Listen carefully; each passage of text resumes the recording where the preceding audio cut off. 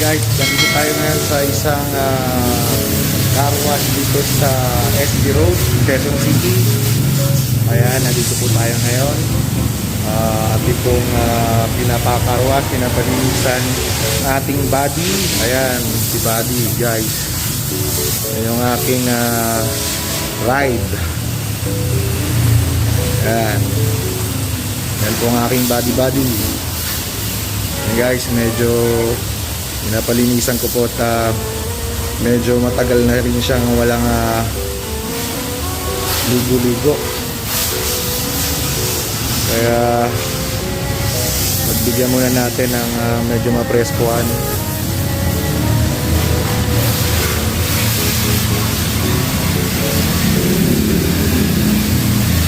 Medyo marumi na po siya guys. Tagal-tagal din siya hindi nakatikim ng car wash.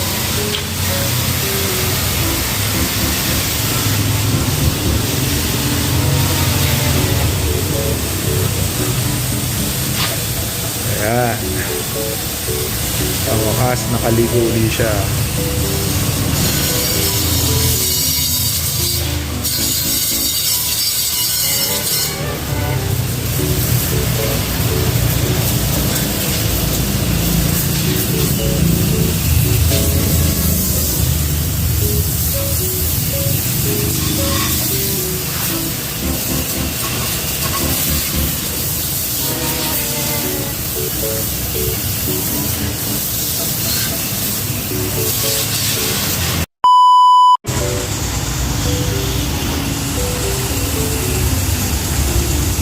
Medyo matagal din po siyang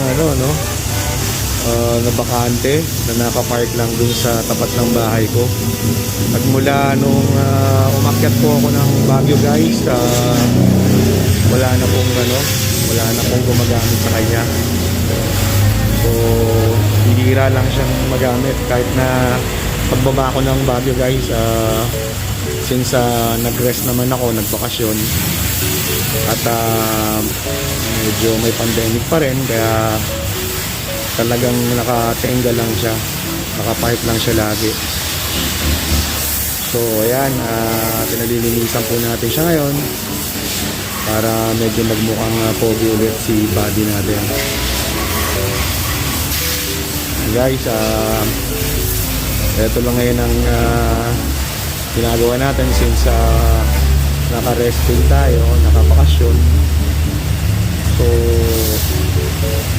minsan-minsan lalabas, ayan, mamimili ng grocery, pagkain, ayan. Ngayon naman today, pinapalinis natin yung ating sasakyan.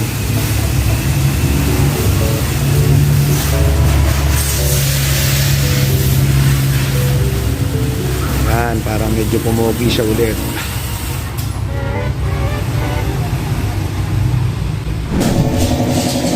Ayan guys, inalok ako nung may-ari na ipa-wax yung ating body.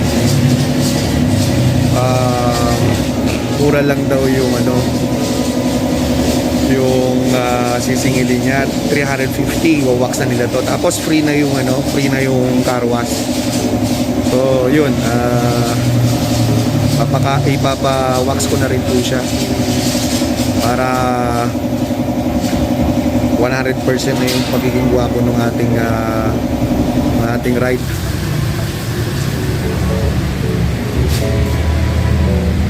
Ayan, libre na yung car wash niya ngayon guys.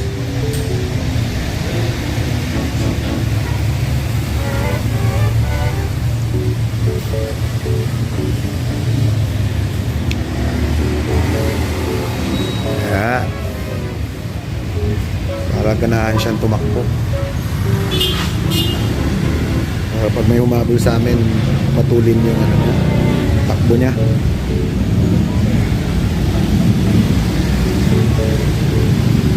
Lalo na pag yung mahabol yung pinagkakautangan.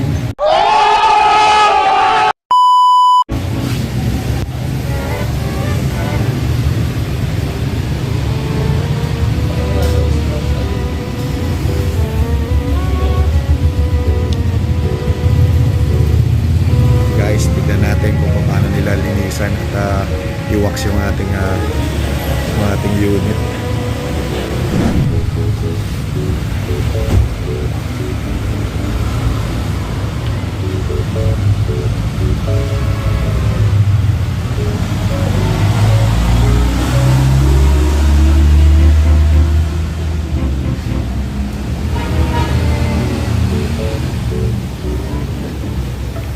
Na-miss ko tong partner ko na to nung nasa nasa Baguio ako.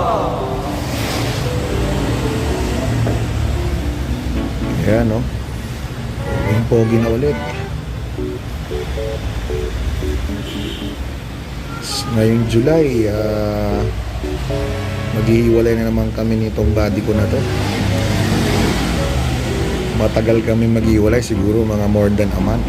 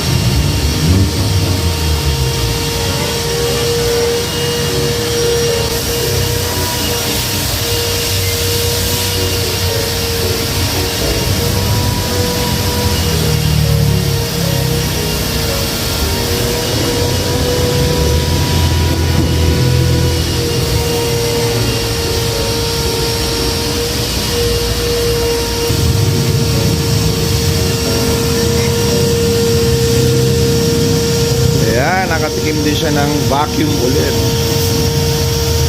Actually guys, may sarili akong vacuum pero hindi ko lang siya nagagamit dahil nga busy sa trabaho. Ngayon pagkasama naman kami dalawa, nakabakasyon naman ako, so nagpapahinga naman din. Kaya hindi ko nga siya nalilinisan na sarili kong linis. Nakakarwas ko dahil medyo pagod din tayo. Kaya yan, sa karwas ang bagsak niya.